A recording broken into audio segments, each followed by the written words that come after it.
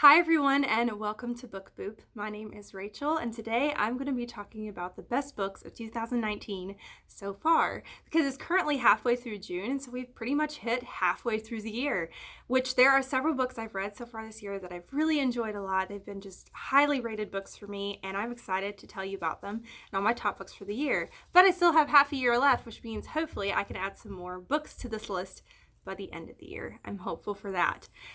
Also, I have to say this is the third time I've been trying to film this video because the first time it didn't focus on my face. I don't know why. Second time I had a coughing fit. So hopefully third time's the charm. I really hope so because I want to be done filming this video. Alright, so I have 5 books total to talk to you about today and I recommend all of them, highly recommend all of them. They're so good and I'm excited to tell you about them. So the very first one I want to talk about is actually the very first book I read in 2019 and that was Archenemies by Marissa Meyer. This is the second book in the Renegade series and I absolutely loved this book. I love the Renegade series. It's so much fun. If you've never heard about it before, it's about the battle between good versus evil in superheroes and villains. We follow 2 characters. One of them is a superhero, the other one is a villain, so we get to see both sides of the story. And there's a lot of gray area. There's sometimes that we actually agree with the villains. There's times you kind of agree with the superheroes, or there's some things that the superheroes are doing are shady and all that kind of stuff. But it's a very fast-paced read. And I highly recommend this series for people who don't normally read that much and just want something that's fast-paced. And if you like superheroes, I definitely recommend as well. The last installment in the series comes out in November. It's called Supernova, and I am so pumped for it. I have already pre-ordered it. I'm really excited. It's gonna be good.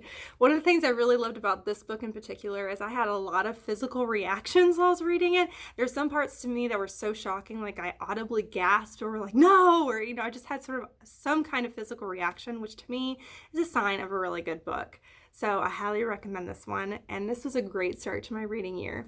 Right after I read Archenemies, I actually jumped into a series that is highly loved here on BookTube and just highly loved in general, and I absolutely love it, and it's the next one I am going to recommend, and that is the Illuminae Files by Amy Kaufman and Jay Kristoff. There are 3 books in this series, Illuminae, Gemina, and Obsidio. I own only the first one. I'm hoping to own the other 2 at some point because I really adored this series. This is a sci-fi series that follows this colony who is illegally mining this specific substance, and a company that sells the substance finds out about it, and instead of going to the authorities as they should, they actually send ships over to the colony and try to wipe the entire colony out by just killing everybody. Unfortunately for them, some of the colonists actually escape and try to get to safety, and this company is chasing after them, trying to wipe them out before they're able to get there. This is a very, very fast-paced read. I mean, when you start it, it hits the gas and doesn't stop till you've reached the end of the series. It's so good. There's also a lot of witty humor in it as well, so it's funny as well as exciting. And one of the things that I really, really love about the series is the writing style. So it's not written as a normal novel. It's written as a collection of dossiers and text messages and files. It's just a very different type of reading style. And it just makes it very interesting to read. At first, like when you first start reading it, it's a little bit difficult to get into it. And then once you get into it, it just kicks off and it's nuts. And I love this series so much. I highly recommend it. So good. If you're not necessarily a huge sci-fi person, actually, I would recommend starting out with the series because I don't read a whole lot of sci-fi and I enjoyed it a lot. It was really good. I highly recommend that. So the next one I'm going to recommend to you that has been one of my favorite books of the year so far. I don't actually own. I'm hoping to at some point. I borrowed it from the library. And that is The Assassination of Brangwyn Spurge by M.T. Anderson and Eugene Yelchin. I absolutely adored this book. It is a middle grade book and it has the art style of kind of like a Renaissance art style and has a really fantastic message to it. So in this book, we have 2 different cultures. We got the Elven culture and the Goblin culture. Both of these cultures have been battling it out and just have really disliked each other for pretty much centuries. They just hate each other. Until one day there is a elven emissary that is sent to the Goblin Kingdom to give a gift to the Goblin King, and a Goblin historian is going to be housing this elven emissary. Now the Goblin historian is super excited to meet this elven emissary. He's hoping to be able to become friends with him and they will exchange information about their history and culture, and he's just so excited to learn more about the elven culture and to tell the elves about the Goblin culture. So he's this really sweet guy and he loves having his nose in a book, and he just reminds me of pretty much any bookish person. And they meet and they don't really kick it off that well. The goblin's trying so hard and the elven guy is just not wanting to really have anything to do with it. But one of the things I love about this book so much is the artwork in it and how it's connected to the story. So the artwork that we see is actually the way the elf sees and perceives things. So not as truth, but as how he sees it. For example, the goblin historian takes him to an authentic goblin feast. And to him, all the food looks delicious and everything looks really nice. To the elf, the food looks strange. The culture looks strange. And so we see a picture of what the elf sees of the feast. So the feast looks disgusting. And that's how the elf sees it. That's not how it actually is. That's how he sees it. So in that way, all the artwork is done that way. It is such a unique and interesting way to me to sort of show and explain how we look at cultures and how we can be judgmental against other cultures and how we need to want to learn from each other instead of judging each other for maybe how we eat or how we live or things like that. And so it's just such an interesting way to look at that. And I thought it was so well written. And I am hoping for my daughter to read it someday. I want to reread it at some point. And it's just a beautiful book. It's a beautiful looking book, but then it's got a beautiful message to it. So highly, highly recommend it. It was so good and it really stuck with me. So I'm sure it'll probably stick with me for a very long time. The next book that I read after that is a very recent release that I absolutely adored, and that is Aurora Rising by Amy Kaufman and Jay Kristoff, the same people that wrote the Illuminae files. I also don't own this one. I borrowed it from the library, and I'm hoping to own it at some point because, my goodness, it was so good. So Aurora Rising follows this space cadet who is at the top of his class. He's going to be graduating from cadet school and have his own spaceship to lead, and since he's at the top of his class, he gets to have his pick of classmates who will be on the ship with him. But due to some circumstances, he ends up getting stuck with the bottom of the barrel, the students that nobody else wanted, the misfits, the weirdos. And so this story kind of follows them as they're all kind of smashed together in a spaceship. They have to learn to work together, and they end up in a situation where they basically have to save the universe.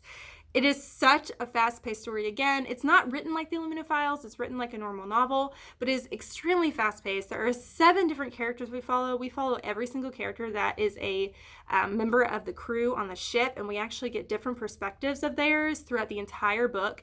And it's so much fun. It's very fast-paced. It's witty. I loved it so much. I can't wait till the next installment. And personally for me, I love the fact that to me it had a lot of nods to Star Trek, which I thought was a lot of fun. I am a Trekkie. I grew up with it. My dad is a Trekkie. And so I just loved all the feel of the Trekkiness in it. I thought that was a lot of fun, but so worth the read. I absolutely adore the book. It was so good. So highly recommend. Another good one if you haven't read much sci-fi before and you maybe want to get into it, because that's another good suggestion as well. The last book I'm going to mention to you today, my goodness, I'm almost done with the video, thank goodness, okay, is The Night Circus by Erin Morgenstern. This book I read very recently and I loved it. This has so much love on BookTube. So many people love this book. There's people that don't like it too, but I love this book. It has such a gorgeous writing style. It is so atmospheric. I absolutely adored it. So this story follows, as you might guess, a night circus. It follows a circus that is only open at night.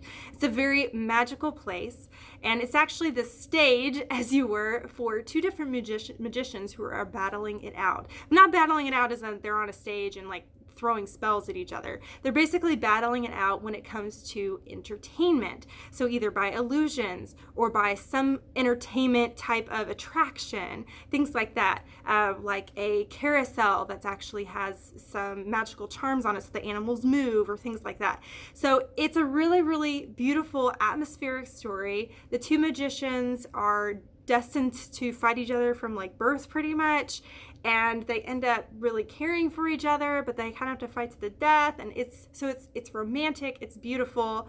I love the fact that the main focus wasn't necessarily the romance, at least not at first. It just had so much focus on the circus itself and the atmosphere. It reminds me so much of like if you have at your hometown, you have like a specific festival or something like that that would come around once a year. And there's a certain feel it has there, like the smell of the fair food and the giggling of kids as they run with balloons and the Ferris wheel and just, I don't know, just all those sights and sounds. It reminds me of this, or this book reminds me of that. And I love that. It's just had that certain feeling to this book. It's not necessarily the story, which it does have a great story, but it just, the feeling it gives you.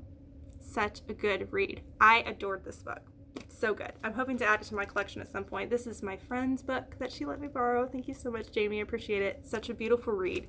So those are all the books that I wanted to tell you about. Those are my favorite books so far of the year, the ones that have really stuck with me and that I thought were really unique or really, really fun. What are some books that you've read so far this year that have been your favorites? Or if there are any of the books I mentioned today that you've read, let me know what you think about them. Whether you loved them or didn't love them, let me know what you think. I would love to hear it. On this side of the video over here is my logo. If you click on that, you can subscribe to my channel and follow me on my book journey. On this side over here is a suggestion for another video if you want to watch another video right now. Thank you so much for watching. You rock, and don't forget to keep reading. Bye.